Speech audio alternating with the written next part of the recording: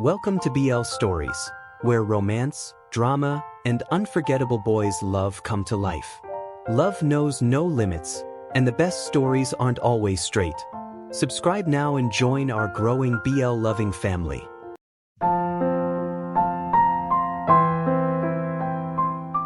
Chapter 9. Past. It took us 6 hours to drive to Portland. For the trip, Charlie made a carefully curated playlist titled Charlie and Lucas's Road Trip Tunes. He filled it with 3 hours of music, songs from both of our libraries, plus tracks he thought I'd like, and a few radio hits for good measure. Winter in Maine is always intense. Snowfall can be heavy and the weather unpredictable, even more so than in Connecticut.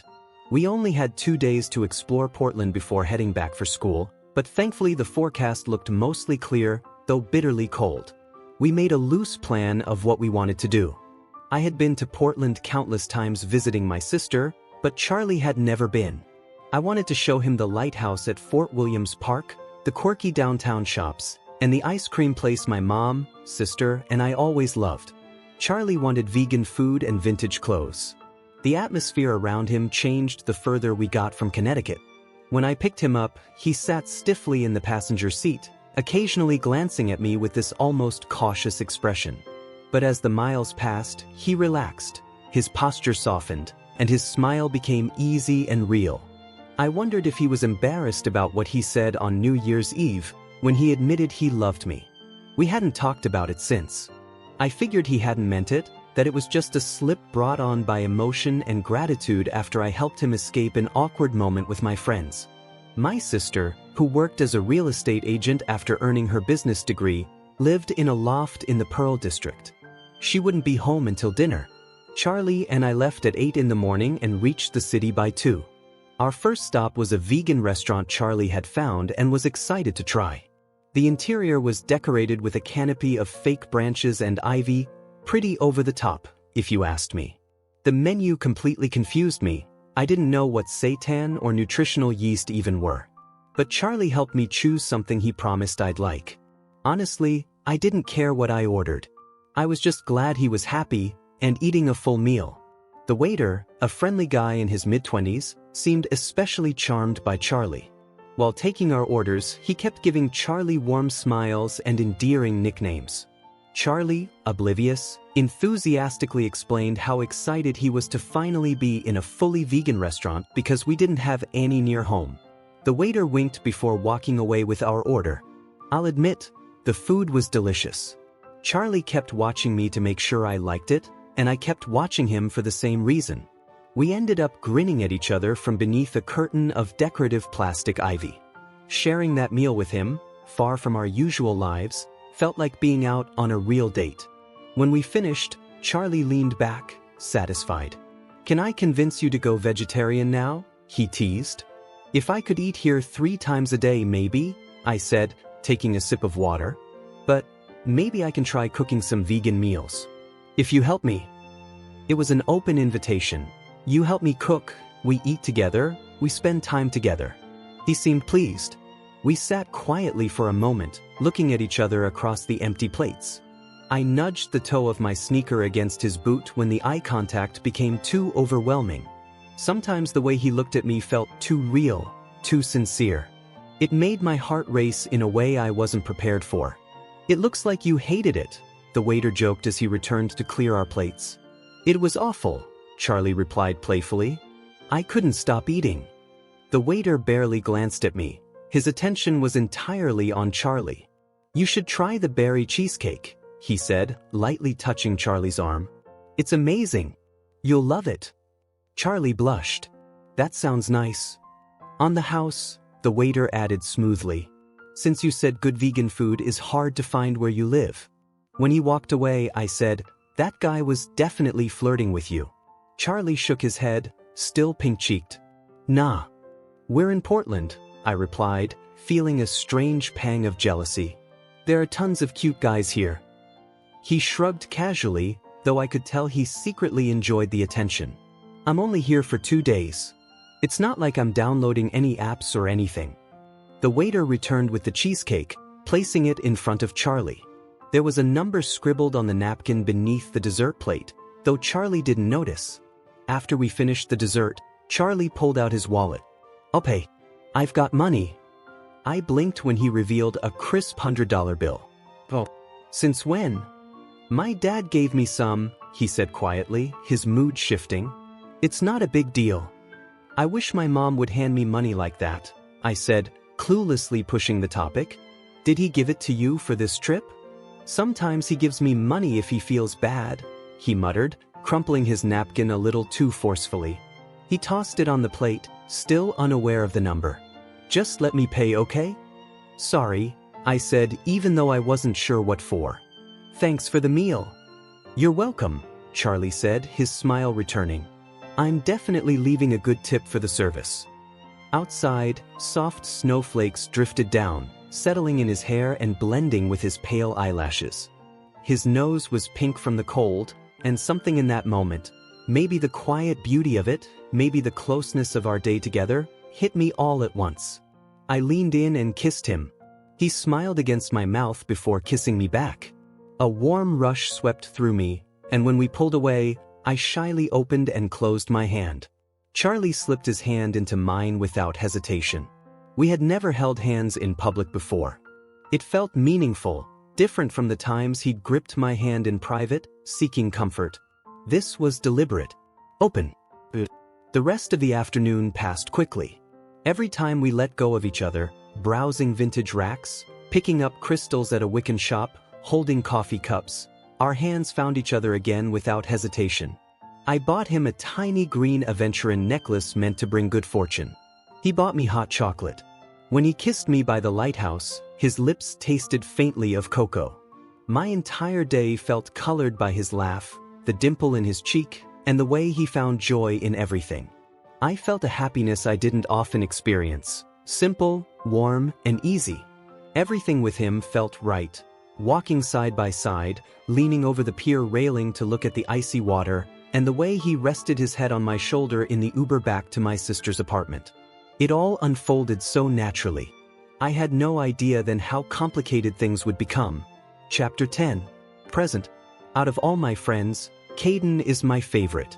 I know it's not great to have favorites when it comes to actual people, but out of the 3 closest friends I have, Caden is easily the kindest.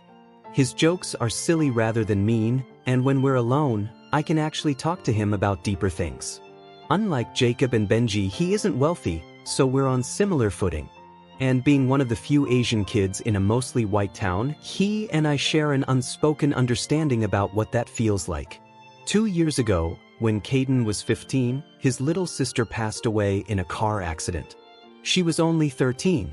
It happened on the way home from the mall, when the car her friend's mom was driving swerved to avoid a drunk driver who had fallen asleep behind the wheel. They ended up colliding with a freight truck.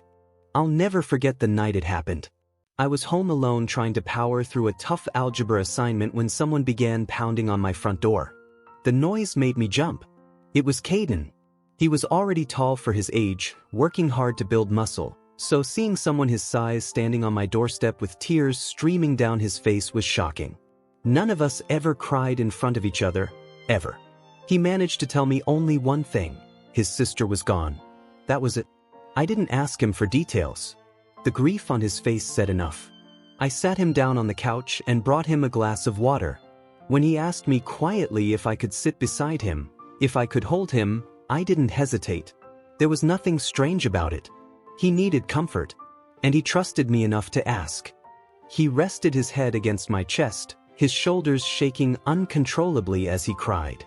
I wrapped my arms around him, trying to steady him even though nothing could stop the tremors running through his body. He cried until his sobs turned into quiet, uneven breaths. We never talked about that night again. I don't know why he came to my house, but I'm grateful he did. Maybe he knew I wouldn't turn him away. It was the last time I saw a teenage boy cry that hard, until I met Charlie. Are you feeling it? Caden asks now, squinting at me from the other end of the plush couch. I stare at my hands, which seem to blur and ripple slightly. I turn them over, studying the smooth palms, then the backs again. I don't know. He bursts into laughter, the kind he doesn't bother trying to contain. What's funny? I ask. We're in his furnished basement, sitting on the couch facing a flat-screen TV. A college football game blasts through the speakers. The cement walls are painted white, and a set of weights and a squat rack sit in the corner. Thick carpeting covers the floor, trying to keep the chill away. As the effects of the mushrooms settle in, my thoughts drift. I imagine walking over to use Caden's weights, training until I look as fit as the players on TV. I smile, and the feeling of my skin stretching feels strange. Caden is still laughing, doubled over. His happiness makes me feel lighter too. Caden, I call playfully. Caden. Lucas, he answers in a ridiculous voice. Caden, I reply in my best attempt at a British accent. Lucas, he says in an Australian one. Caden, I announce in a deep southern drawl. I'm surprisingly good at it, good enough that it startles me out of continuing. Lucas. Caden gets onto his hands and knees, crawling across the couch toward me. He peers at me intensely. Heat rushes to my face. I have a question, he says dramatically. A very, very important question. Are you ready? I shift uncomfortably and hug a throw pillow to my stomach. Ready? He grins. Ready? Why are you acting like that? I ask. Like what? His arms flex as he holds himself up. I blink. Is he shirtless? I look down, relieved to see I'm still wearing my hoodie. Caden and the guys often go shirtless. It's not unusual, but I have no idea when he took his off. He's not sitting, I finally say. He sits back on his heels, and part of me wishes he hadn't. His muscles relax, settling under his skin. You're distracting me from the important question. He scolds, wagging a finger the way my 5th grade science teacher used to when our class got too loud. I suddenly remember her, Mrs. Graham. I hope she's doing okay. I regret how much we used to goof off. Do you remember Mrs. Graham? I blurt. Graham crackers? He asks. S'mores? No. I throw up my hands. Lucas, he says, suddenly serious. This is important. I freeze. Okay. Do you want to watch something, not exactly appropriate? I blink, unsure I heard him correctly. What? I'm asking you, he says, pointing at me with exaggerated focus. Why? It would be funny. He grabs the remote and starts switching the channels. Just for a second. Before I can react, he connects his phone to the TV. A video pops up, something clearly meant for adults. What? Caden, seriously? I gasp. He watches my face, not the screen. Relax. I just wanted to mess with you. Turn it off if you want. I sit back, still stunned, unable to process whether he's joking, testing me, or just being weird because we're both high. Either way, I look away from the screen, focusing instead on the safe, familiar sound of football echoing faintly underneath the chaos of whatever he just played, wishing he'd just put the game back on. The video on the screen becomes so uncomfortable that I instinctively look away. The scene is intense, far too intense, and I can't understand why Caden chose to play it while we're like this. This is strange, I mutter. Why are we even watching this? You're ruining my high. Move the pillow, Caden insists. The pillow had been sitting in my lap like a shield. Annoyed, I toss it across the room. Fine. What are you even looking for? Do you not like this? He asks, sounding genuinely surprised. I grit my teeth. Something about the actor on the screen looks unsettlingly like Charlie. Light blonde hair, blue eyes, the same gentle expression. The resemblance hits me hard, and suddenly the whole scene feels wrong. I'm going to leave, I say, feeling nauseous. No! Caden exclaims quickly. Don't go. We had promised each other earlier that we'd stay in the basement until our high wore off. It wasn't safe to go anywhere, and we had snacks, drinks, and hours before his parents got home. Still, I fold my arms tight and pout, feeling the anxiety rise. I'm trying to figure out if you're gay, he finally admits. I sigh. Doing something once doesn't define your whole identity. But what's on that screen? That's not me. That's not something I'd ever do. Caden studies me, then asks, what about Charlie Grayson? The way he says Charlie's name makes my heart jump. Charlie? I say softly. I'd never treat him like that. I'd never hurt him. So, you like him? Caden presses, sipping his soda. I reach over and take the can, finishing what's left. Not always, I answer vaguely. But, making him happy makes me happy. Why? He asks, eyes narrowing in curiosity. The sounds from the TV start up again, making my nerves spike. I quickly turn the screen off and take a deep breath. Do you want me to do that for you? I ask defensively. No, he says, shaking his head. You're my friend. Charlie's my friend too, I say. But that doesn't mean I'd ever do anything like that for you. Or anyone. Caden watches me closely. Do you love him? I'm too out of it for this, I say, laughing nervously. Just put the football game back on. Not unless you tell me everything. He holds the remote high above his head. I never believed you when you denied liking him. Fine. I groan, then slowly smile as the truth begins to surface, warm and terrifying. Yeah, I think I love him. I'm really good to him. When he's sad, I'm sad. I keep trying to date girls, but I end up comparing everyone to him. Caden crushes the empty can in his hand. You could have been with anyone, Lucas. No, I argue softly. We found each other. He listens to me. He laughs with me. Being around him feels right. You can't let the other guys know, Caden warns. A sudden panic flickers inside me. Wait, now you know. What are you going to do? He shrugs. Probably eat some pretzel sticks. You can't have Charlie, I say defensively, reaching into the bag with him. He's sensitive. You'd hurt him. Is he your boyfriend? He teases. If not, maybe I'll swoop in. No. I glare at him. You don't mean that. Boyfriend? That's a weird word, Caden says with wide, unfocused eyes. A secret boyfriend. I'm going to ask him, I blurt out, stuffing pretzels in my mouth, almost coughing. Caden pauses. You remember how he was when we were younger, right? Huh. He looks genuinely concerned. In middle school he barely talked. Sometimes he'd have these episodes, it scared people. But he grew out of it. Mostly. I blink, trying to process through the haze. I don't care. That's part of his past, not who he is now. Something in Caden's expression softens. I switch off the TV and let out a long breath as the disturbing sounds disappear. You used to be nicer, I whisper. I miss when we were kids and things weren't so complicated. His eyes widen as if the thought hits him hard. Sorry, man. You've always been my friend, I say. I care about you and Jacob and Benji. I don't want to lose any of you because of how I feel. Don't be scared, he mumbles. But I am. I cover my face with my hands as colors dance behind my eyelids. If I come out, everything changes, I whisper. But sometimes the scariest thing is imagining a life without Charlie. Bro, Caden mutters, lost in his own trip. You seeing this? I follow his gaze to the blank TV screen. My reflection stares back at me, and suddenly everything feels painfully, blindingly clear. I'm in love, I murmur. I'm completely in love. Chapter 11. Past. Going to my sister's home felt like coming back to my own. Maybe it was her familiar scent, spiced with cinnamon and a hint of floral, that reminded me of Mom. Maybe it was because growing up, she had practically raised me when Mom worked long hours, watching me grow into who I was. Maybe it was because she looked so much like Mom, with soft cheeks and long hair.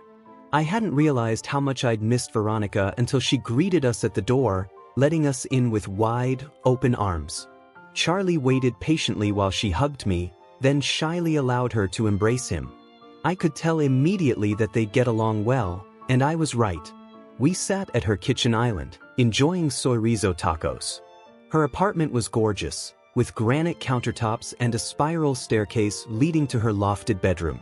Thankfully, she had 2 bedrooms, so Charlie and I would have the privacy I was beginning to crave after our long day exploring Portland. By the time we'd finished our meal and sipped some wine, it was already 10 o'clock. I was tired from the day's activities, and grateful when she offered to show us our room.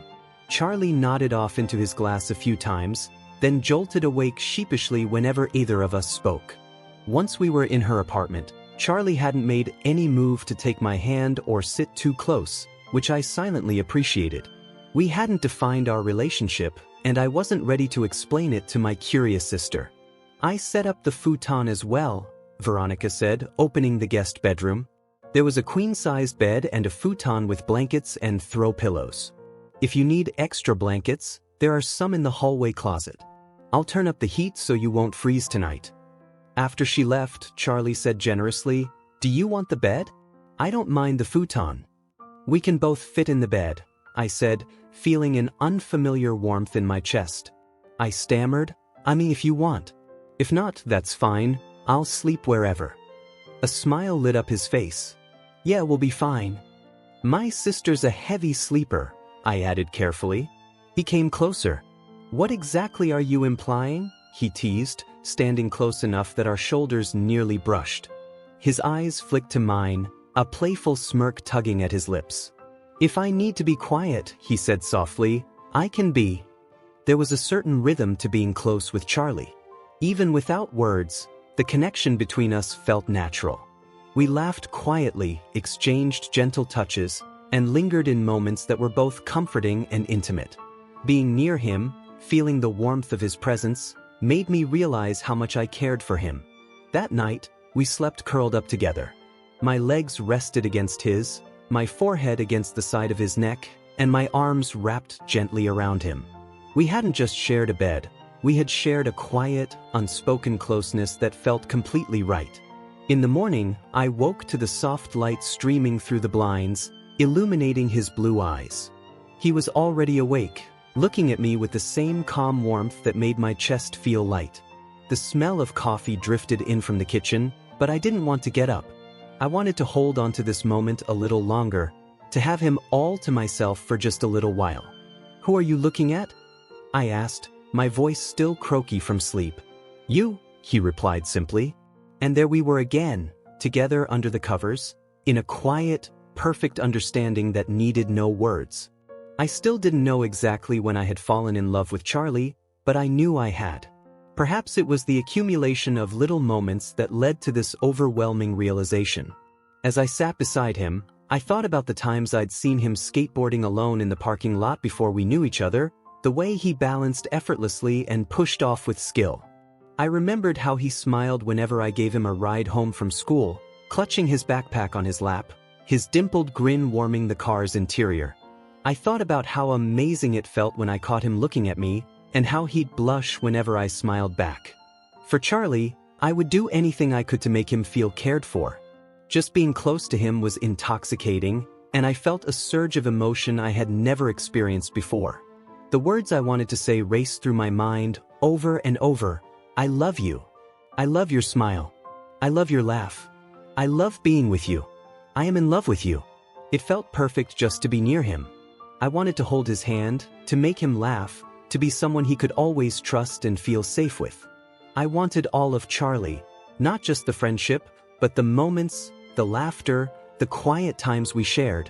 After our time together, all I could think about was him. His presence had filled every part of me, my thoughts, my senses, my heart. I realized just how deeply I cared for him, how much he had become a part of my life. "I really need to shower now," he said, catching his breath. I chuckled, wiping my face with my sweatshirt. "Did you enjoy last night?" "Yes," he said, his cheeks pink from embarrassment. "It was really nice." I grinned, teasing, "No one's ever made you feel like that before?" "Oh my gosh, don't say it," he exclaimed, laughing as he lightly tossed a pillow at me. I caught it, laughing back. "You're ridiculous." Okay, I said, holding up the pillow defensively. "Go get in the shower before I beat you to it." He paused, swinging his legs off the side of the bed. "You didn't finish, let me help you clean up." I shook my head, smiling. "I'm good. Seeing you happy like that is enough." He leaned over and gave me a gentle kiss on the cheek. "Thanks, Lucas," he murmured. I threw on a sweatshirt over my pajamas and sprayed a little body mist, hoping to feel refreshed. In the kitchen, Veronica had her hands wrapped around a steaming mug of coffee. She looked up as I stumbled in, an amused smile on her face. "Good morning," I said casually, retrieving a mug. How'd you sleep? Oh, you know, she said, taking a sip. A little less well than normal. That sucks, I said, trying to sound nonchalant. The bed was comfortable. I slept pretty well. Is Charlie in the shower? She brushed a strand of hair from her face. Yeah, I think so, I replied. Didn't care to join him? She teased. Veronica, come on, I exclaimed. She laughed. I'm just checking. I heard you two last night. I covered my mouth, mortified. It's fine, she said quickly. I'm not upset. I just want to make sure you're safe. I'm being the worried older sister for a minute. All right, I mumbled. If you must. You're being safe, right? She asked seriously. Respecting each other? Veronica, yes. I groaned. Everything's fine. We're careful and we're both consenting. She chuckled. I always knew you were gay. I'm not. I protested. It's different than that. Well, it's good to experiment, she shrugged. Christ knows I did in college. I rolled my eyes. I don't want to know. She grinned. I like him. He's sweet, a little quiet and shy, which balances your personality. I'm not surprised you two get along. He's not my boyfriend, I said defensively. We're figuring things out. I can tell he likes you a lot, she said, concern etched on her face. Are you both on the same page? You know what it's like, Veronica. We're just enjoying each other's company. That's all, I said, scowling. Don't worry about it. We both froze when we heard footsteps. Oh, I muttered. He's here. Good job, Lucas, she said, shaking her head. Go apologize. I abandoned my coffee and went to find Charlie. Outside the guest bedroom, I heard him moving around, packing his things. Hey, he said gruffly. My dad called. I have to head home. Charlie, What? He interrupted, his voice tight. I didn't know what to say. I could see the hurt in his eyes as he fought to keep calm. Is Veronica awake? I want to say goodbye. You saw her awake. I know you were there. Was I? He said, shrugging as he slung his backpack over his shoulders. Let me get you breakfast before we hit the road, I said quickly. We can go back to the same place we went yesterday. The restaurant where the cute waiter made you jealous? His eyes glistened. It wasn't like that, I said, stepping closer. I think it was, he said quietly. I think you only want me when it's convenient. Charlie, please, I said, reaching out to gently lift his chin. He flinched, his eyes flashing with disappointment. I dropped my hand. Take me home, he whispered. Just take me home. Chapter 12. Present. Hey. I stood on my front step, words tumbling out nervously. What are you up to? My fingers felt slippery on my phone, slick with sweat. Charlie sounded out of breath. I'm at the skate park. Oh, just hanging out? Yeah, he said, pausing, then repeating my words almost exactly. Just hanging out. Do you want to hang out with me? I swallowed hard. I was thinking of getting a pizza. It's really nice out. Maybe we can put a blanket on the beach and watch the sunset. There was silence on the line. I pictured him there, balancing on his skateboard as the golden hour sunlight kissed his skin, making his eyes shine and his hair glow in the warm light. Sure, he finally said. That sounds nice. I'll get peppers, onions, and mushrooms, I added. Are you eating vegetables you don't like for me? He asked with a laugh. Yes, I admitted, smiling. I guess that's what's happening. They're good for you, he teased, just like he always did. When are you coming? I'll pick you up in 15 minutes. My voice wavered slightly. I've been thinking about you all day. I'm glad we're hanging out tonight. Oh, he said softly. Sorry. I jumped down a step, my feet landing with a clomp. It's cool, Lucas, he said easily. See you in 15. The evening air was sticky with lingering humidity, a stark contrast to the air-conditioned day I'd spent at work. As the sun dipped, the heat softened, and my shirt stopped clinging to my skin. Driving with the windows down, the wind lifted some of my nerves. Music played softly through the speakers as I pulled up near the skate park, my mood slowly lifting. Everything was fine. I was going to eat pizza with Charlie, and maybe, just maybe, tell him how I felt. At first, I didn't see him. Only one skater was out there, practicing flips on the cement. Then I realized it was him. His arms moved with practiced balance, his board flipping beneath his feet. I watched him for a moment, leaning against my car, amazed at how much he'd improved. When he finally noticed me and smiled, my chest tightened. That was great. I called across the fence. I didn't know you could do flips now. If I knew you were watching, I'd have performance anxiety, he teased, fingers curling around the chain link. Was it actually great? Yeah, I said, grinning. He looked gorgeous. You look good, I said quietly. Really good. He hesitated, crossing his arms self-consciously. It's hot, and I knew no one else would be around. You should wear stuff like that more. You've got a nice style, I said.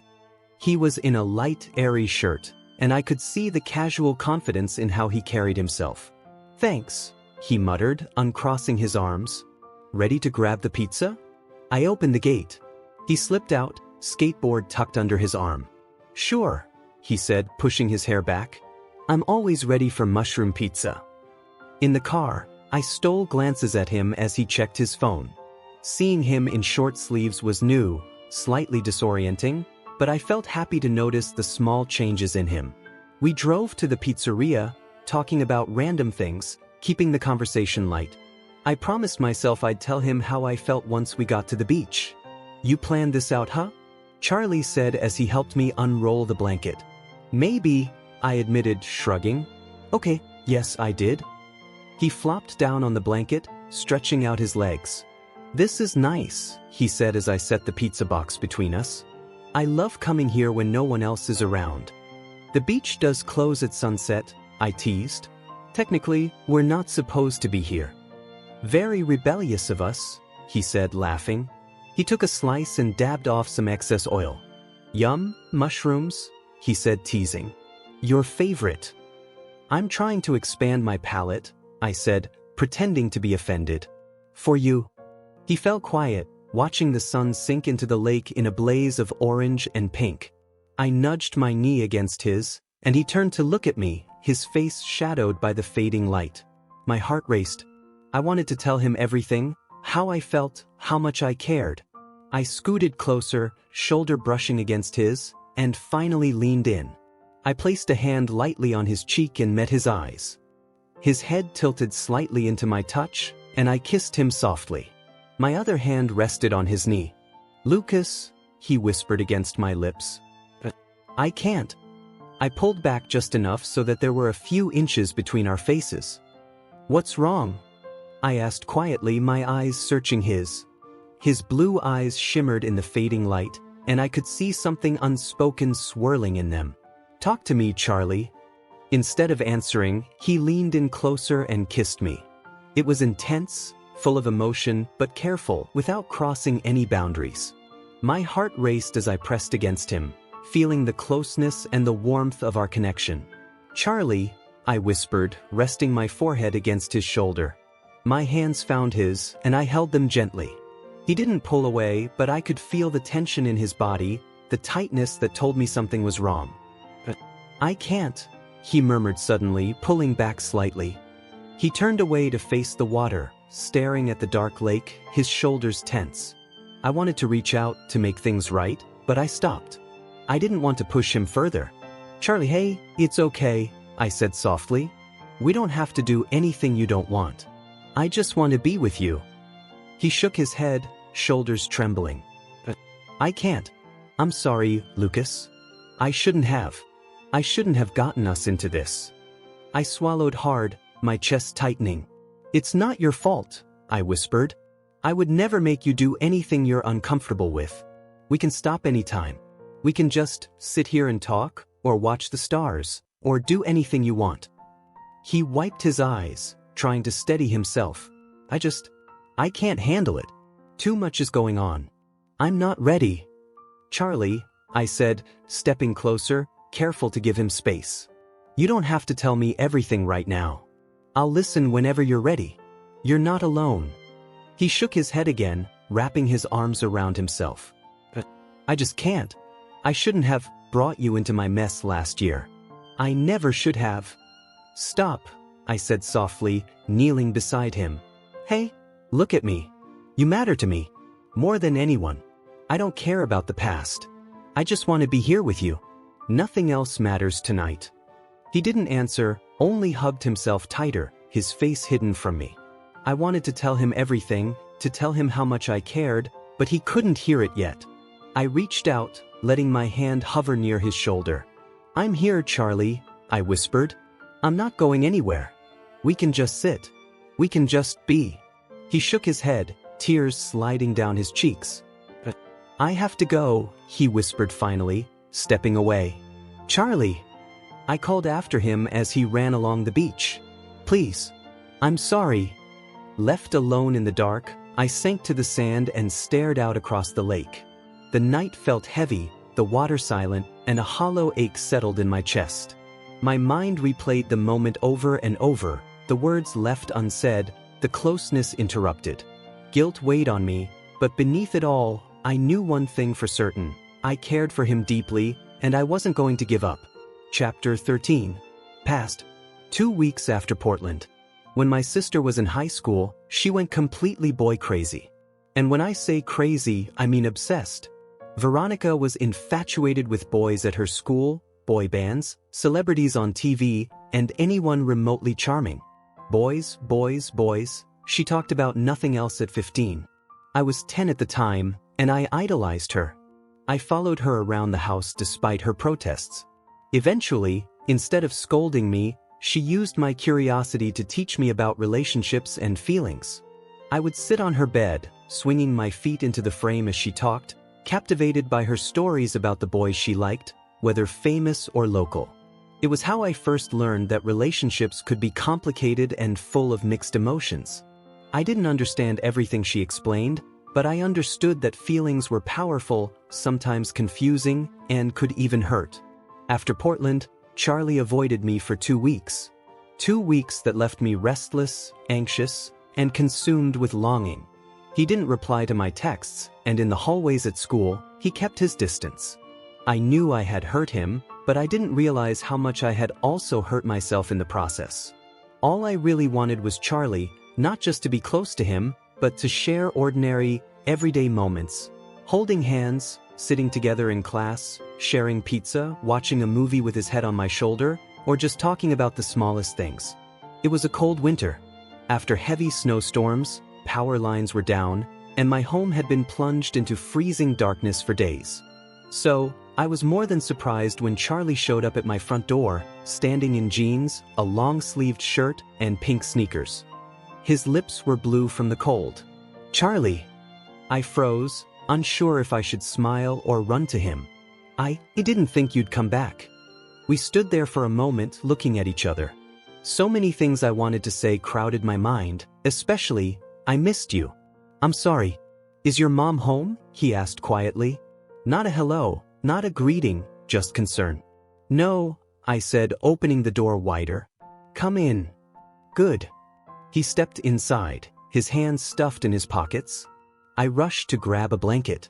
You shouldn't be out here without a coat. He looked around, taking in the familiar sights of my room, yet something seemed different. His gaze was distant, guarded. When I took his hand, it felt like ice in mine. I realized just how worried I was. Charlie, you're freezing, I said, holding the blanket out to him. Here, sit on the bed. Put this on. He sat, shoulders slumped, and I sat beside him, our thighs brushing. You really don't need more layers? I asked gently, worried by his apathy. I'll be fine, he murmured. His expression was flat, unlike the warmth I remembered. Then I noticed something familiar, a silver chain peeking from under his shirt, the crystal pendant I had given him. Even after 2 weeks of silence, he hadn't taken it off.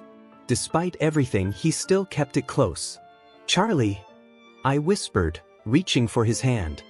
He flinched away, and I realized he was still carrying his own struggles, still protecting himself. But I just need some space, he said softly. I'm not ready to talk about everything yet. Okay, I said, trying to keep my voice steady. We can just sit together. No expectations. I just want to be near you. He nodded, finally allowing himself to lean a little closer, though still distant. "I'm sorry," he said quietly. "I shouldn't have left things the way they were." "You don't have to apologize," I whispered. "I care about you, Charlie. That's all that matters. We'll figure the rest out when you're ready." The warmth of the blanket and the closeness of our shoulders didn't fix everything, but it was a start. In the quiet of my room, I realized that even if our friendship was complicated, even if the road ahead was uncertain, I wasn't going to let go of him. Not yet. "What?" I didn't know if I heard him correctly. "Say it," he urged me. "Say it or I can't." "Charlie, I'm not." "Say it," he insisted, his voice tense. "Just say it." I could feel my face go pale. Something in me froze. I thought of the arguments, the misunderstandings, the tension between us, and I felt a tight knot in my chest. "But I don't want to," I finally whispered, shaking my head. "You're scaring me." His eyes softened, earnest. "Please. It'll help. Just say it." I took a deep breath. "I don't think I can." He blinked, looking frustrated, but there was also a vulnerability in him I couldn't ignore. "Okay," he muttered quietly. I felt the weight of the moment settle between us. Something had gone wrong, and I didn't want to make it worse. I stepped forward, hesitated, then gently hooked my hands under his arms and helped him up. His eyes were wide, unsure, but he didn't resist. I guided him to the bathroom. "Sit here," I said, my voice firm but soft. He obeyed, still trembling a little. I rummaged in the first aid kit my mom kept, grabbing antiseptic and cotton balls. "This might sting a bit," I said, dabbing carefully at the split on his lip. He flinched once, then settled, watching me with quiet trust. "Mouth injuries always look worse than they are. They bleed a lot, but they heal fast." "I know," he whispered. "It's okay."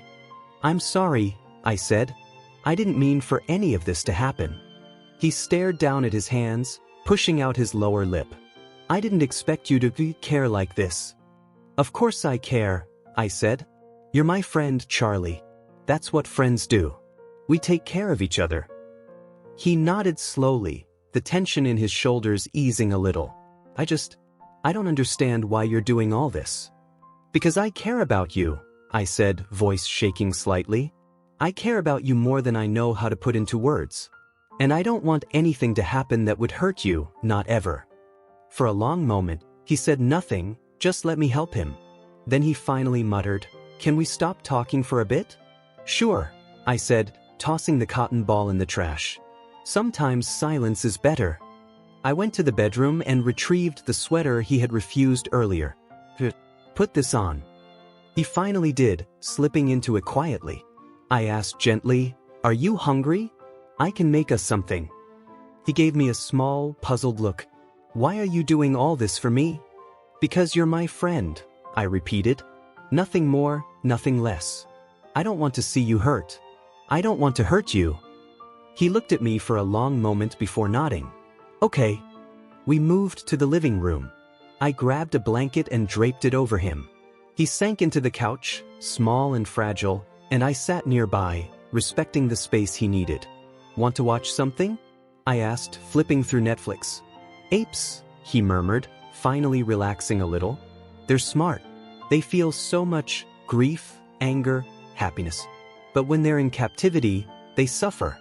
They pick at themselves until someone intervenes." "Charlie, that's kind of morbid," I said, wiping my eyes. "It's real," he insisted. "They feel so much. They need care and understanding. Like people do sometimes." I looked at him, really looked at him, and realized he was opening up in the only way he knew how. Slowly, I let myself smile softly. "Okay," I said. "We'll watch it. And then I'll make us something to eat." He didn't answer, just settled further into the cushions, and for the first time in weeks, I felt a fragile sense of relief. We weren't fixed, not yet, but we were together. And sometimes that was enough. Chapter 14. Present. Allison and I have become friends. Not the kind of friends who only hang out because of attraction or expectations, just genuine friends. After that breakfast fiasco, we both realized any spark we felt before was only surface level. I enjoy her company because she's fun to be around and has a kind of wisdom I don't possess.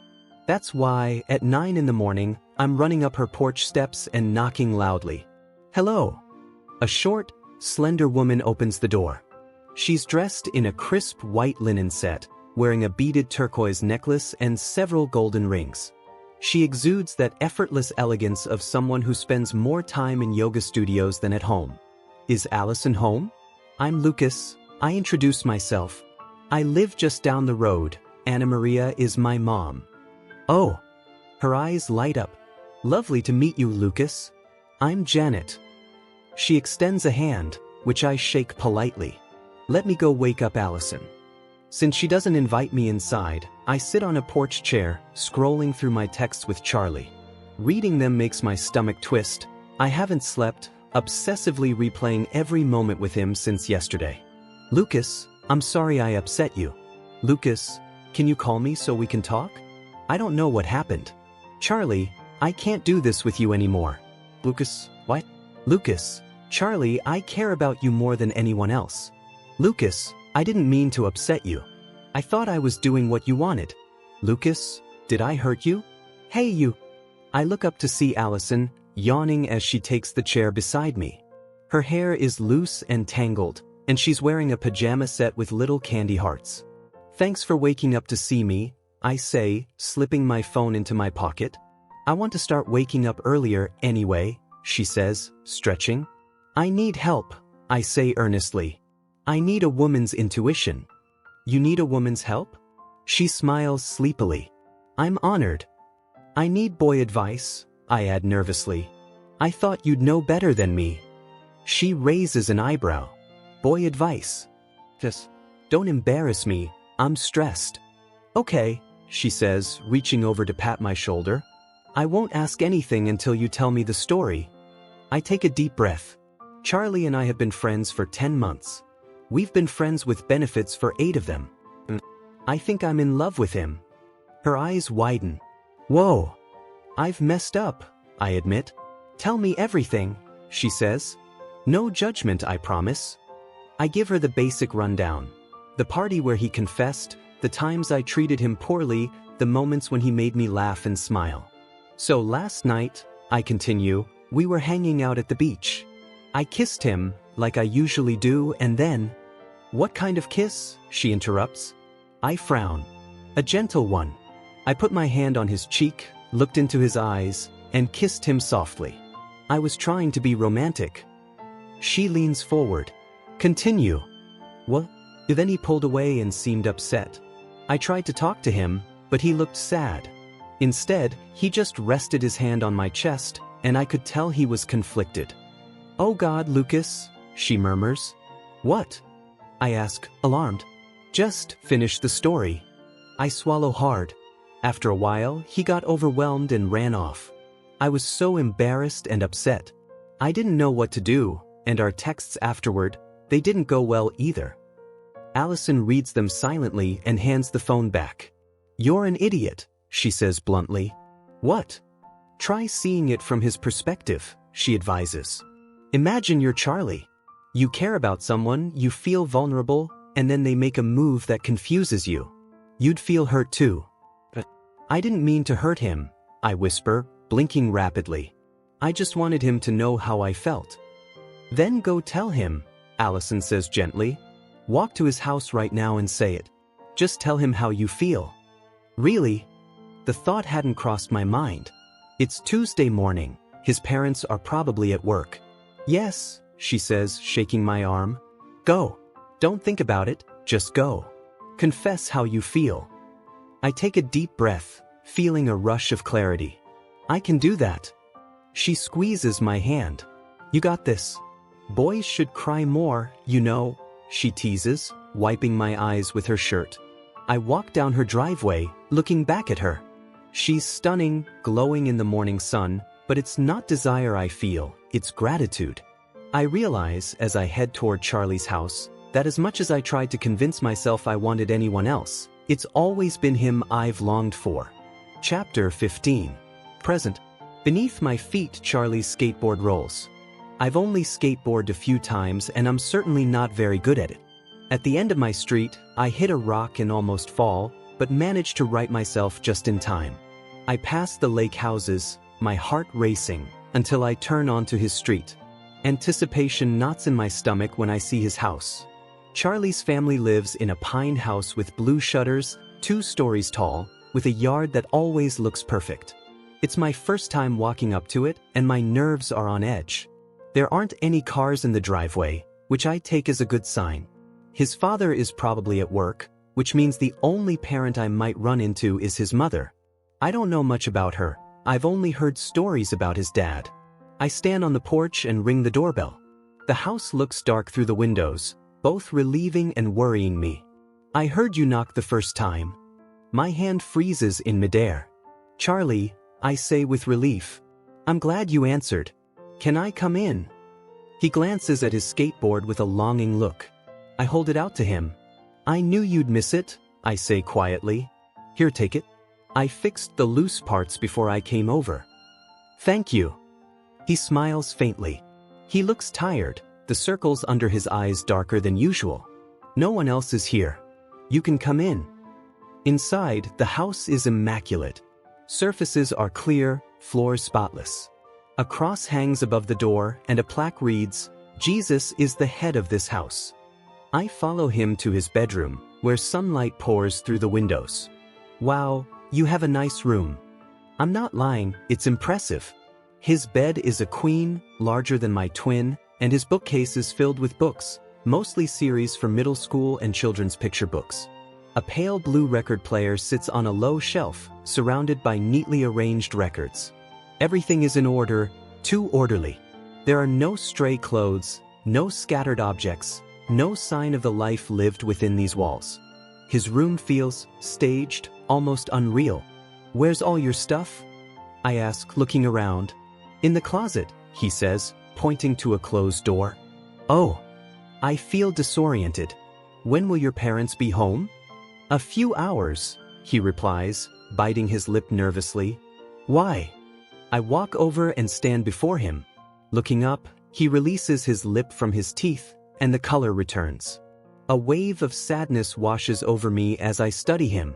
This is Charlie, my friend, my confidant, the boy who has always cared for me.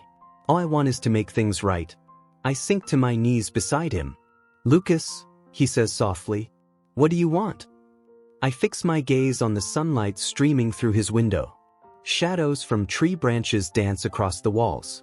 My head feels heavy in his lap as his fingers gently stroke my hair. If I could stay here forever, I would. What do you want? He repeats. I'm in love with you, I whisper. His fingers pause. I love you, I add, my voice quivering. I don't want to just be friends anymore. He takes a deep breath, trying to steady himself. Please, I plead. I know I've made mistakes.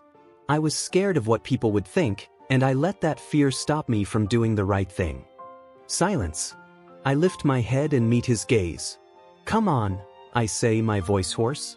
Tell me you love me or tell me you can't. We need to know. His lip quivers. Oh God, don't cry, I murmur. I won't, he says, covering his face with his hand. I sit beside him, and he laughs faintly, wiping his hand away to reveal damp eyes. Look at us, he says, wiping my cheek. We're a mess. We sit in silence, looking at one another. I'm sorry for how I treated you, I say. It wasn't right. I've loved you for a long time, and I couldn't bear the thought of being without you. He nods.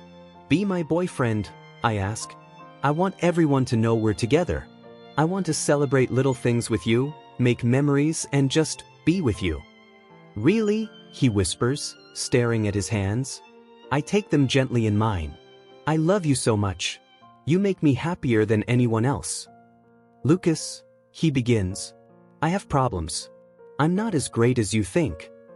I don't care, I say firmly, turning his face to look at me. I know you and I love who you are.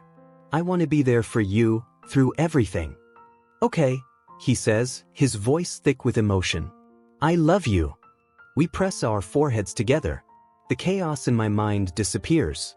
It's just us, sitting on his bed, feeling like the only two people in the world. This is crazy, he says finally. We're boyfriends? Yes, I smile. I guess now I have to come out. I've always wanted to be your boyfriend, he admits sheepishly. I didn't think it would happen. I was nervous after New Year's when I told you I loved you. Well, I love you too. I rest my head on his shoulder, our hands tangling together. It feels perfect, he murmurs. And it does. Chapter 16. Present. Out of all my friends, Benji has always been the hardest to deal with. Okay, maybe it's unfair to rank friends, but Benji is complicated. He never apologizes, even when he's clearly wrong. That stubbornness has ended more than one friendship. On the other hand, he's blunt, loyal, and will stand by you when it really matters. When we argue, he doesn't just walk away, he tells you the hard truth, and then he helps you move past it. Also, he has this obnoxious pickup truck with no muffler, which you can hear a mile away. It was a 16th birthday gift from his dad, and he treats it like it's his most treasured possession. I hear the truck rumbling down the street before it reaches my driveway. Lately, things have been tensed between me, Benji, Jacob, and Caden. Yesterday at the gym, I told them I was dating Charlie. Jacob dropped a weight on his foot, Benji mocked me with a list of girls I could date instead, and Caden stayed silent. He already knew I was in love with a boy. I left the gym frustrated, muscles stiff because I didn't have time to stretch. Now, standing on my front step, I cross my arms as Benji climbs out of his truck. Timing couldn't be worse. Charlie should be here any minute for our ice cream date at Chip's Creamery. What, Benji? I ask, narrowing my eyes. Lucas, he says, his usual smirk gone. Something about his expression is off. His jaw is tight, and his eyes are serious. We need to talk. Yeah, right? I say, keeping my stance firm. Not until you apologize for all that stuff about me being half gay and needing to date a girl. I'm bisexual, Benji. He glances around like someone might overhear. It's about Charlie. Just between us. Can you come closer? I step down the stairs and approach him cautiously. My bare feet burn on the hot cement, but I hardly notice. What is it? I ask. I saw something, he stammers. Benji is usually quick with comebacks, never stuttering like this. Pictures of your boyfriend on the internet. Charlie? What do you mean? Not social media, he says quickly. I was at someone's house, trying to get a movie, and I came across pictures of him as a kid. It was bad. I feel heat rise to my face. What do you mean, bad? He hesitates, struggling to find words. They were pictures. Someone had hurt him when he was little. I didn't know how else to tell you. I didn't mean to see them, but I know it was him. I stare at him, trying to process. Benji, are you serious? Or are you just trying to scare me? I'm serious, he shouts, panic in his eyes. I've been thinking about it all night. Lucas, you have to know. You need to protect him. You need to do something. I shove him back, palms hitting his chest. Benji, stop. Why are you trying to mess with my relationship with Charlie with all these stories? I love him. Why would you even? I'm not lying. Benji yells, pushing me back so I stumble onto the grass. Something is wrong. And you're refusing to see it. Get out of here, Benji. I scream, my voice cracking. I'm not listening to this nonsense. You're in denial, he says desperately. Just like with your ex-girlfriend. You didn't listen then, and your heart got broken. Don't let it happen again with Charlie. I can't take it anymore. Anger and fear collide, and I swing, my fist connecting with his jaw. Benji and I end up tumbling onto the grass, a flurry of arms and legs. He pins me down, his face inches from mine, eyes intense. My chest feels trapped under his knee, and I struggle to catch my breath. You've gotten weaker since you quit wrestling, he growls. You used to be stronger than me. Choosing art over sports was a mistake, Chico. Let me go. I shout. No, you need to listen. Benji nearly screams back. People around here cover for one another. This town has secrets. Remember that sophomore girl from years ago? And Charlie's dad. There are rumors. I saw something that made me worried about Charlie. Something from when he was younger. Stop talking. I push at him, finally freeing myself. You're losing it. We both freeze when the faint sound of wheels rolls over the driveway. A skateboard. At the worst possible moment, Charlie has arrived. He freezes at the end of my driveway, skateboard tucked under his arm, hair tousled, and wearing a carefully chosen outfit, a soft pink sweatshirt, jeans, and the aventurine crystal I gave him around his neck. Benji gets off me and approaches Charlie before I can stop him. Charlie stands tall but tense, unsure whether to run, confront, or hide. Instead, he stays rooted, watching the scene unfold. Charlie, Benji begins, stopping a few feet away. I need to apologize. I'm sorry for how I treated you. I shouldn't have pushed you around or said those things back on New Year's. For a moment, both Charlie and I are stunned. Benji has never apologized before, especially not like this. None of us move. Benji, you need to leave, I say, finding my voice. This isn't your fight anymore. Charlie looks at me nervously, then back at Benji. Take care of yourself, Benji continues, voice softening. Stick with Lucas. He'll treat you well and he won't hurt you.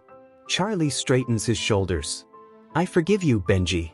But you should go now. I respect Lucas's friendship with you, but I don't need to deal with this.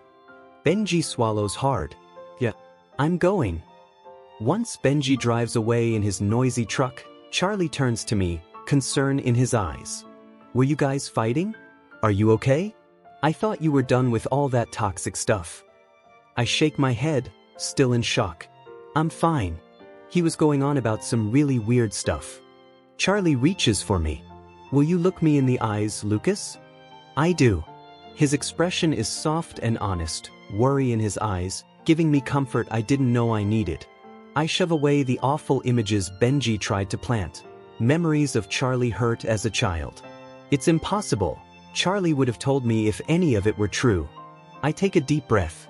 Let's go get ice cream, Charlie says, brushing the dirt off my back. It always makes me feel better. Yeah, that's a good idea, I manage. He smiles, playful and warm. You got him good. He'll probably be sore from whatever happened. You think? Definitely. Also, I made another playlist for you, lots of love songs. I called it Lucas and Charlie's romantic playlist. You're my favorite person, I say, opening my arms. He falls into me, resting his head against my chest. I wrap my arms around him and press a gentle kiss to the top of his head. Benji's lies, his warnings, they don't hold any weight. I know now that he's just jealous and bitter. What matters is here, in this moment, with Charlie beside me. And that's more than enough.